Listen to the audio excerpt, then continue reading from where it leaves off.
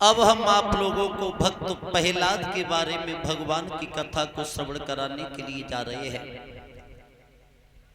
साथ ही साथ आपको एक बात और बताते चले कि दैत्यों की और देवताओं की उत्पत्ति कहां से भई और दैत्य और ये देवता ये कौन थे।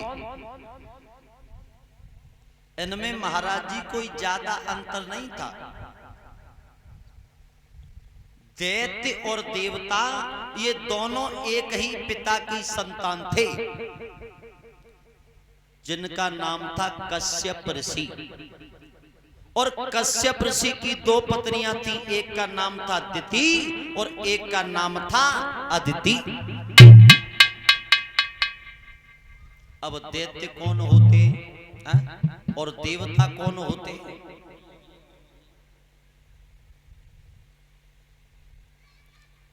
मानव,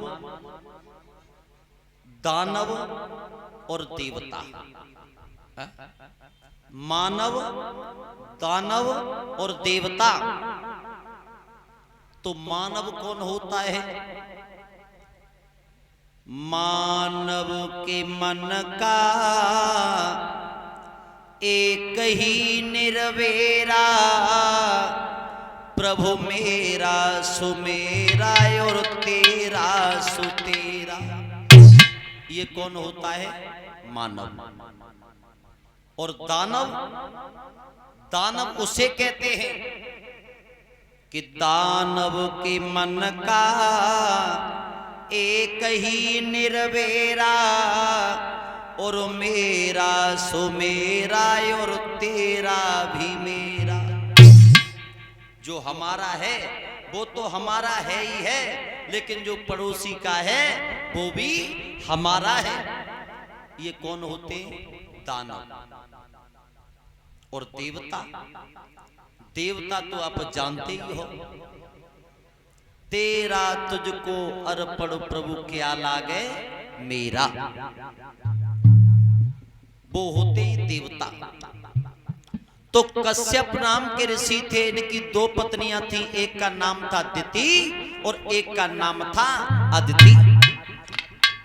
दिति से तो देवताओं का जन्म हुआ,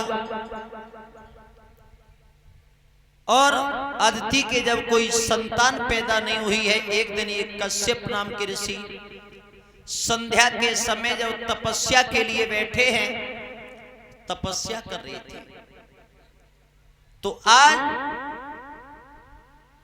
इस अदिति को काम शक्ति ने सताया है।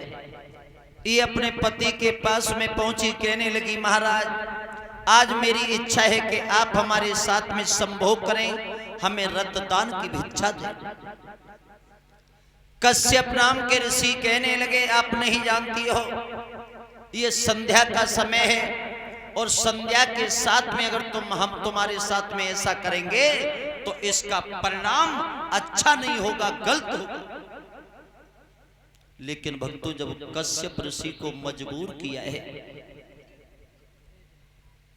कश्यप ऋषि ने जब संभोग किया है, तो संभोग करने के बाद एक बात कही थी कि जा, तूने मेरे भजन में बाधा डाली है,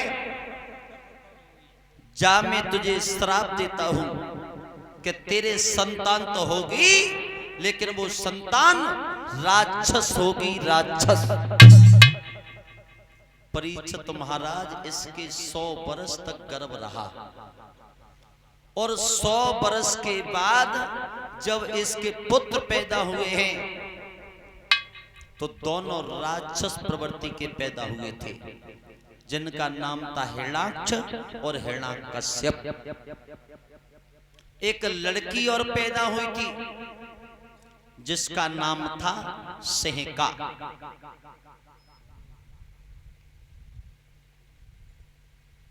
हिरण्याक्ष का वध तो भगवान ने सूकर का रूप धारण करके कर दिया है। इधर हिरण्याकश्यप अपने राज्य को चला रहा है, और जो लड़की थी जिसका नाम था सेहका, एक दिन ये सेहका सहेलियों को साथ में लेकर के और बगिया में झूला झूलने को चली महाराज। जब बगिया में झूला झूलवे को चली तो बा में कछु लड़कियां विवाहित थी, कछु कुआरी हती।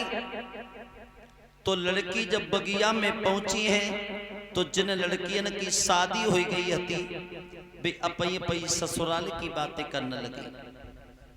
कान लगी बहना जिज्जी अब की बार तो हमने तुमको काफी दिनों के बाद देखा है, तुम ससुराल से कब आए गई? अबे ये न्यारी है, ये कौम बहुत हुआ सास कुछ कत्ती ना तो बड़ी मुश्किल से आए काय बहना ओ और जेऊ आज यहाँ हमें लगते ससुराल से। अब इनके तो वे हीरा सही है बल्ले तो जल्दी पठे दिए मगर तो आई तो आज यानी अपई अपई ससुराल की बातें होने लगी तो सेंका आती कुआरी। जब सेंका ने ये बात सुनी है तो सेंका एक बात बोली, ए लड़कियों बगिया में झूला झूलने के उद्देश्य से आई हो या अपनी अपनी ससुराल की बात करवे को आई हो? दीदी तुम तो चिढ़ रही हो, तुम्हारे को पी रही है। और एक लड़की झुझलाए के बोली, सेंका